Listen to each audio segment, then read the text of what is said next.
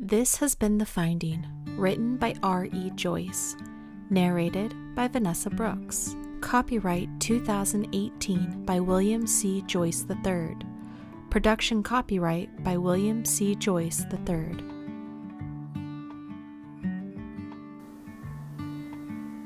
Ariah, from the moment of her transformation to unicorn, is given a mission to find and stop the evil that has covered her valley in darkness. Leaving the only home she knows, she bands with an elf maiden, Dariel, a leopard, a grumpy old wolf, and even a young man, Tarran, for a journey of discovery seeking the Light of Savron that can stand up against the darkness. As they seek, her horn changes color until in battle it turns crystal, revealing her to be the Light of Savron.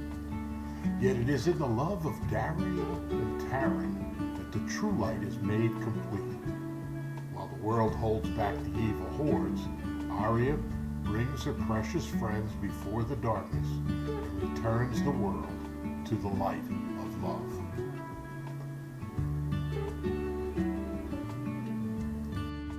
Trinia, not unlike the rest of the young ponies within the herd, accepted the darkness as life. She had known nothing else throughout her first year in the world. She moved with the others and grazed on the meager, soggy grasses in the Valley of Mists. Trinia, taller than most of the ponies, hid her height as best she could. She tried mightily to blend in. Her stepmother, Ariah, made no objection to the jeers and taunts Trinia received from the others, and counseled her to try harder to be like those around her. This was not a world for the weak, and she strove to make Trinia hard and strong for the struggle ahead. Trinia did not know her origin, just that she had been taken in one stormy night last year by Ariah and made part of the herd. Her circumstance was accepted without question by the leaders and forgotten in the day-to-day struggles. The season would soon change, and winter would come upon the land. Each member of the herd shuddered, for the air carried the breath of death, and the long days and nights of cold drew near. Last winter, Trinia's first with the herd, had been devastating, and many had died from starvation or the attacks of the black wolves from the northern slopes. This year would be worse. The great stallion looked upon his herd with time-worn eyes and sighed. This would be his last winter, yet no one stood to take his place and protect his people in the years to come. He had tried to lead them to the best of his ability, but the world would continue to darken around him, and he had no power over the fate of his people. This was the world of the ancient Valley of Valinor and the youth of Trinia. This was the end of the age. This was the life she was forced to endure. The truth, it had not always been so.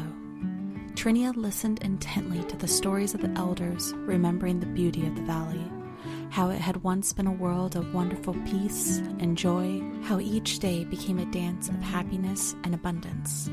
Old Tragort, a kind and thoughtful horse, would spend many afternoons with Trinia, telling her of times past. He filled her with the beauty and peace and joy that once were. He felt it only proper to tell the younger ones that it had not always been so dark, that life once had wonder and meaning.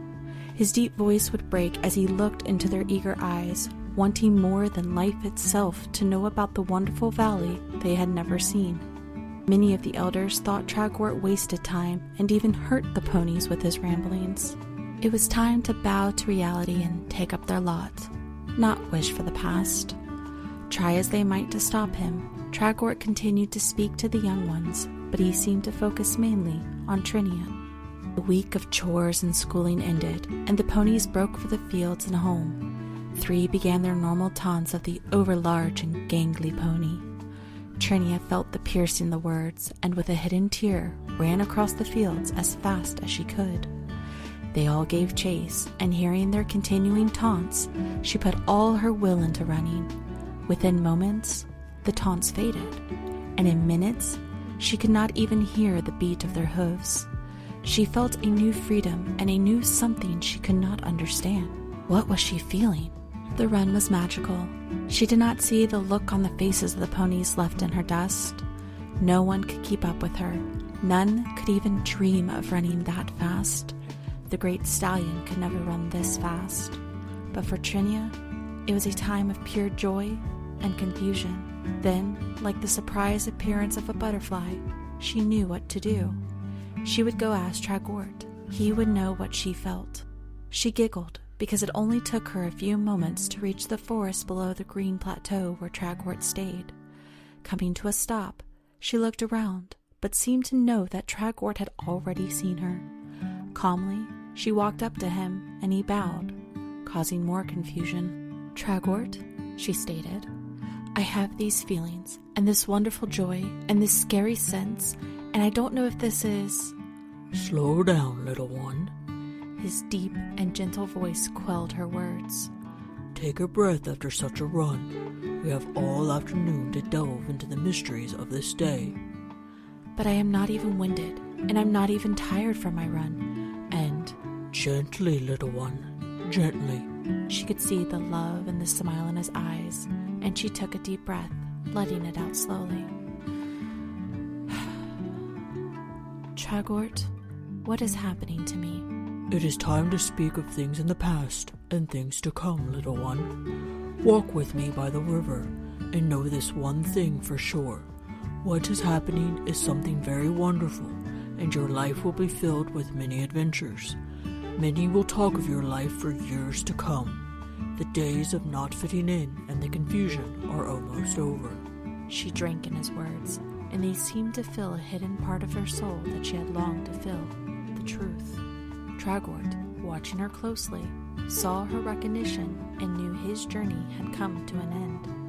He had been given the task of finding the one by his father and his father before him, and now he stood in her presence.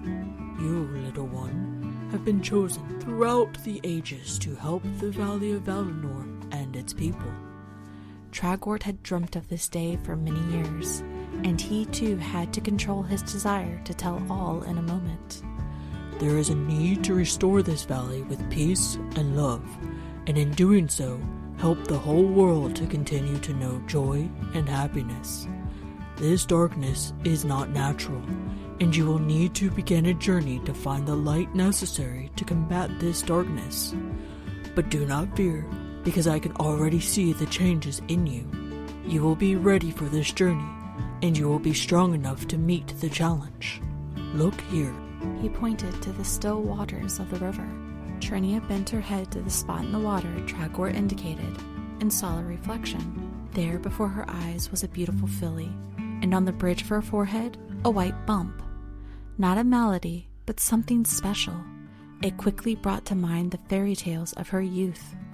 As she watched, the bump grew, and she knew why she was taller, why she dreamed differently, why she... Trinia looked at her reflection and knew she was a unicorn. Once again, Tragort bowed, lower this time, and Trinia understood. She seemed to know so much so quickly, and the questions of the run drifted away, replaced with a sense of urgency for her journey to begin. Turning, she faced Tragort and lowered her head until the tip of her horn touched his forehead. "You, brave knight, will be the counselor of the kingdom while I am away on this quest, and my counselor for many years to come." A power seemed to ripple through the old horse. His muscles grew taut, and his coat gained a sheen it had not seen in years. Tragort's transformation was subtle, yet spectacular, and before Trinia stood a powerful warhorse of magnificent deep brown. "Come, advisor, we have much to talk about before we approach the stallion and I begin my journey," Trinia said in a strong, clear voice. Both turned from the river and began walking back towards the center of the valley. The Wizard's Warning and Advice. Tarran's Start. Tarran had spent his life in the mountain woods, far from civilization. Oh, he knew the people in the valleys. Their suspicion of his mountain ways never bothered him, but their shunning of his mother, unless they were in trouble and needed her care, built a rift he chose not to cross. Tarran spit on the knife and continued to hone the blade. It was one of 8 he carried in the hidden folds of his leather garment. Dawn would bring time for hunting, and his bow still needed a new string. He did not farm. Hunting was his passion, and he became a marksman beyond reproach. Knife, bow, sword, lance, all felt comfortable in his hand, and he knew he could make his way in the world without the toil of farming. This had saddened his mother. She lived a life close to the land, and her herbs healed many of those who taunted her. Yet she never lifted a hand in anger. Tarran bit his lip each time, striving not to upset her with an outburst of his legendary anger. That did not matter now. She had passed in the middle of summer. She seemed peaceful and told him once again that he would do great things. No one from the village came to her funeral, except that old traveler in the tree line to the east of the cemetery. Her life had been one of healing, and it brought a meager subsistence. Now Tarran walked alone and had to fend for himself. Not a difficulty, in fact. Without his mother, it would be easier. He could go where he wanted, when he wanted. But where to go? With bow strung and knives sharpened, he completed the task of filling his pack. Having nothing to turn back towards or miss, he looked around, wondering where to go. Thinking again about the old traveler at the cemetery, he looked west and made up his mind. Tarran strode into his future. A wizard's inability to mind his manners. The easy pace through the valley and foothills allowed Tarran to make good time. He continued walking through the first night, reveling in the excitement of the new adventure. Many travelers would be more cautious, but Tarran's ability with weapons and his unusually good eyesight made travel in the dark easy.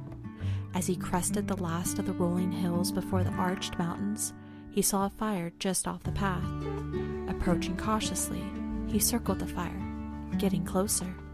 The camp looked empty, and he was just about to turn when a blade touched the back of his neck. Be a gentle soul, and do not attempt to run, a steady and firm voice instructed. Who are you, and why do you approach my camp like a thief? I am no thief, but a traveler, and did not want to disturb you unnecessarily. Tarran had never been in this situation. He had approached a hunting leopard and not been spotted. His uneasiness was most likely showing. You must have missed your mother's lessons on manners, the voice remarked as he lowered his blade. The instant rage exploded, and Tarran reached for the knife by his waist. His hand came away empty. Without hesitation, he grabbed for his sleeve knife, and that hand also came away empty. He patted the back of his neck and ducked to reach in his boot. Nothing. Nothing. The voice behind him, now in front of him, laughed. Your dear mother warned me of your temper, Tarran. Moving to the fire, he continued. You can sit by the fire and listen to me, or go on uselessly looking for a way to dispatch me. In the end, I will fulfill your mother's wish. The man sat by the fire. Tarran stood in the shadows, filled with rage. The sun behind the mountains began to lighten the sky, but Tarran did not see the beauty. He felt only the pain of his humiliation. He came to the fire, and there on the ground before him were his weapons. 8 knives, each gleaming in the merry light of the campfire rather than in his garments' secret places. The old man did not even touch him, and there the knives lay, prizes of a master thief playing with his prey. Oh, sit down, you obstinate boy. I am no thief. The command showed powers beyond flinching. He stole thoughts, too. Tarran sat down. The old man looked across the fire and pondered. The silence continued as the fire diminished to ash and the rise of the cloudy day appeared. Many years ago, in your mother's youth, she was given a special mission in life. Tarran sat and listened. He was captured without one binding to hold him.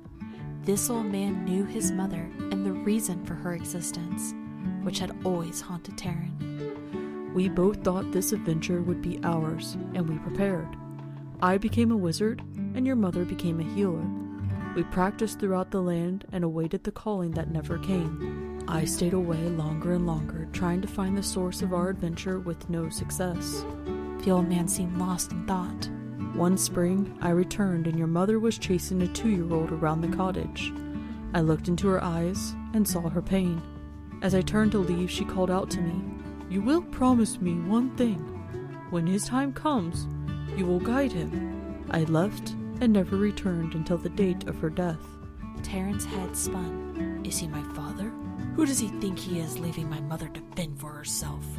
If I reach for the knives, can I best him? Quiet, Tarran, he commanded. and no, you are not fast enough. Yet. I left because I am a wizard, and I have a calling. Your mother knew this, and while we were both sad, I could not give up the quest we had chosen. My search would continue, and I would have to take up the burden of your mother's loneliness as well. I loved your mother dearly, Tarran, but we both knew the quest must come first. He grew pensive. He seemed to be hesitating on sharing the next thought. Picking up a stick, he absently poked at the fading fire. I have journeyed far and seen many things. I have communed with nature and the heavens and even the darkness. I have learned many lessons and found many treasures, but I have not been able to find the reason for my quest. He paused, and then looked directly at Tarran. I must now turn this quest over to you, Tarran. You must complete this journey your mother began. Tarran sat stunned, and yet he seemed to know that the old man's words rang true. Since his mother's death, he had been held by an unanswered need. Now this old man, maybe his father who abandoned him, uttered the only words that made sense. He was to join his mother's quest and to find her magnificent treasure. Stories of his distant childhood flashed before his eyes, and he began to see the pattern of her teachings. His skill with weapons never seemed to fit with a healer, but now they were a natural extension of his preparation. The healing arts were never ignored in his youth, and he knew every plant and every ointment required for the journey. The old man seemed to sense his recognition, and Tarran turned his eyes away from the prying stranger. You may not come to love or even like me, Tarran. I do not ask for this, but let me provide a fortnight's worth of training to help you on your journey and hone your skills a little more. The old man did not plead. He offered, and Tarran found no reason not to learn from the stranger. We will continue to travel west, Tarran announced. You may follow and provide training as you like. The old man nodded and turned to the task of breaking camp. Tarran advanced to the top of the hill which sheltered the campsite and looked out over his westerly path. By the end of the fortnight, Tarran felt the anger for the old man subside. Besides, he had fletched the old man's knife and wallet without his knowledge. He had learned many other, more helpful talents and skills. His woodsman skills had been honed, and he could now track an animal that had passed a week ago, even after a rainstorm. His reading had improved, and he had also learned 2 new languages, which he ciphered at a novice level. The old man seemed to think language important. He even learned some manners that would be important when he ventured into towns and villages. The old man spent most of his time getting Tarran to act properly in crowds. The wizard attempted to provide Tarran with a way to control his anger, which proved to be the most dangerous part of Tarran. You have learned well, Hunter, he stated one night. Tell me of the leopard once again, Tarran. Tell me of the leopard and its skill. What did the leopard feel as it stalked the one who had killed its cubs? He paused, but Tarran remained silent. Could you feel the anger in its stalk? Did the leopard change its skill because of anger? Does its hate make it stronger or wiser or better at its deadly game? What did you see, Tarran? He paused again, and this time waited for a response. Tarran knew where this conversation would lead. He found it somewhat humorous that the conversation boiled his blood. Each time he acted out in anger, the old man had bested him. It was true that Tarran's skills were vastly improved, but if his anger roared, he seemed to lose connection with the flow of his skills. Tarran's calm voice broke the silence. I saw the coldness in the leopard's eyes. No doubt, hesitation, or pondering thought. A singular, cold determination that could not be held back. Now you know how you must become. The old man spoke quietly, reaching for the background of Tarran's mind. The leopard's anguish is real, but the task at hand has no room for anger and rage. You must become like the leopard, Tarran. This is your final lesson. Tarran stared at the ground and found a space deep within his mind to place his anger. It hurt at first, then became natural. The anger was not lost, just put in a special place. Yes, this would be good. This would be very good. Tarran completed his task and looked up at the wizard. The cold, dark stare made the wizard physically shiver. He finally turned from the gaze of his student. You have done well, old man. Tarran's words were void of any feeling. I will leave now. He stood and walked off into the night, heading west towards his destiny, leaving the old man as just a memory. It was easy for Tarran to tuck him in that special place with his anger and rage. The first steep steps. Tragor and Ariah remained inseparable during the final weeks.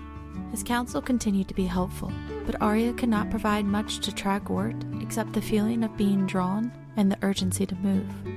So many lifetimes waiting for her, and now she would be gone. Great tears filled his eyes. He could not hold back the pain of parting. He begged for the final time to travel with her. You have been stubborn from the first day that I met you, little one. He chided, hoping humor would break through her refusal for companionship. I believe it would be best if we continued your lessons in patience and manners along the road, don't you? She looked upon him with a love that knew no bounds. You, my gentle knight, will always give me purpose and right thought. Her eyes captured his soul and held on, filling him with a special feeling. Your sadness now will be turned to great joy as you understand how well you have prepared me for this quest. He realized she had healed his pain as she told him no. Now, I must ask you one more favor, great knight.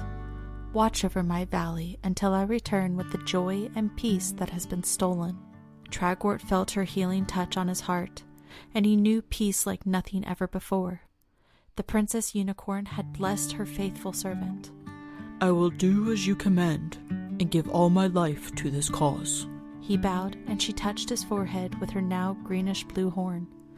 Then she turned and walked east into the mists. The wolf, the cat, and the woodland creature. It seems that ponderings, dreams, and prayers hold a piece of truth and a window into the future. Ariah walked directly east. She knew she would come to the unassailable cliffs of the Green Plateaus, and that she would find a pathway to ascend them. She also knew that whatever the hardships, Tragor would stand beside Landalar and Ariah to protect the valley. The forests at the base of the cliff gave way to shale and mountain debris, and then to the sheer cliff face. Ariah walked up to the face. There, virtually hidden, was a crack that led to a switchback pathway up the cliff. Looking back once more and not seeing anything through the mist, Ariah began her climb and started her adventure into the outer world. The cliff face took 2 days to surmount. Ariah finally crested the top and moved out into the mountain forest, where darkness and her need for rest brought her to a group of tall pines. She collapsed onto the soft needle bed, sleeping peacefully. A wind gust and a shaft of sunlight breaking through the trees brought her out of her slumber. Startled, she stood quickly and looked around. Her breathing stopped. There, in the path to the east, sitting motionless on its haunches, a great silver wolf gazed in her direction. It seemed completely confident in its next meal.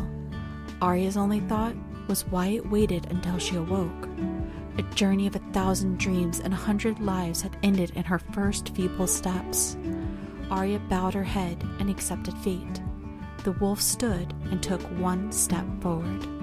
"Stand still, you big mutt." The voice, strong but filled with music, broke the wolf's stride. "I will not allow you to touch this creature." From the trees above, a slight girl dressed in what looked like an outfit which could have been leather or leaves, lightly jumped down to land between Ariah and the wolf. The girl, no more than 5 foot 3 inches, and so slight a small wind could carry her away, stood her ground. "You dare to enter my forest, beast? You had better have a good reason, or you will not see the full dawn." The beast stepped back and started to snarl. "Must I be the one to end your life, or would you rather play with my kitty?" At this, a piercing primal scream came from the woods.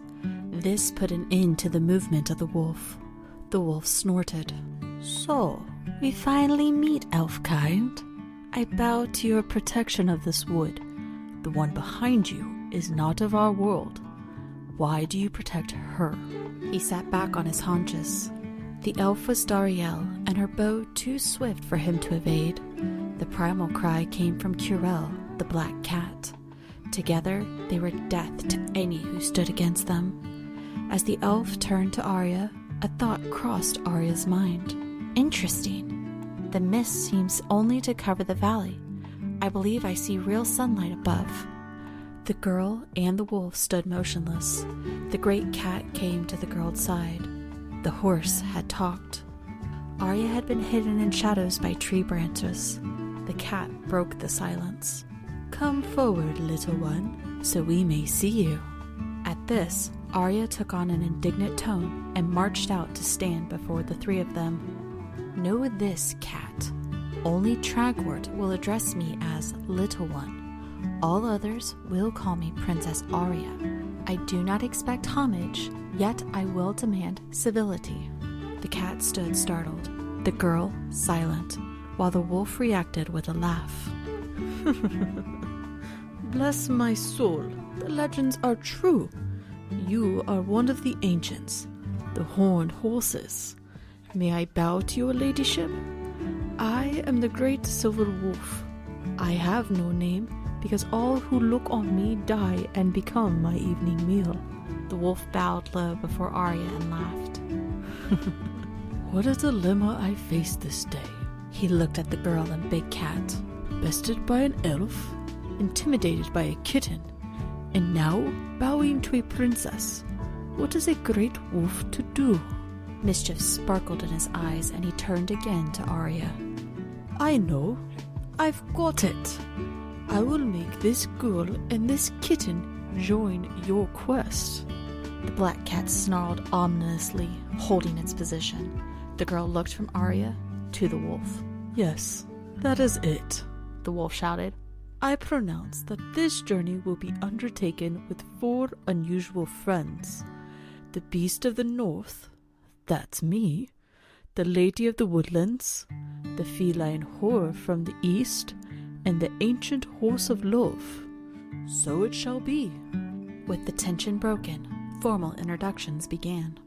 I am Daria, and this is my companion Curel. Together, we watch this forest and protect it from many enemies. The woodland elf spoke confidently and had a sense of immediate connection with Ariah. Ariah's response formed deep within her heart. The words, while hers, came from long-lost memory. I have stood side by side with your people to battle evil, and once again profess my love for your forest. Upon hearing the ancient vow, Dariel bowed, allowing Ariah to touch her with her horn. The cat remained silent. After a few moments of conversation between Ariah and Dariel, Curel became bored and walked back into the shadows of the forest. Curel will hold her own counsel. She has accepted you, or you would never have touched me. Dariel watched the cat go. A few winters ago, when we first met, I saved her life. She will stay by my side until she saves mine.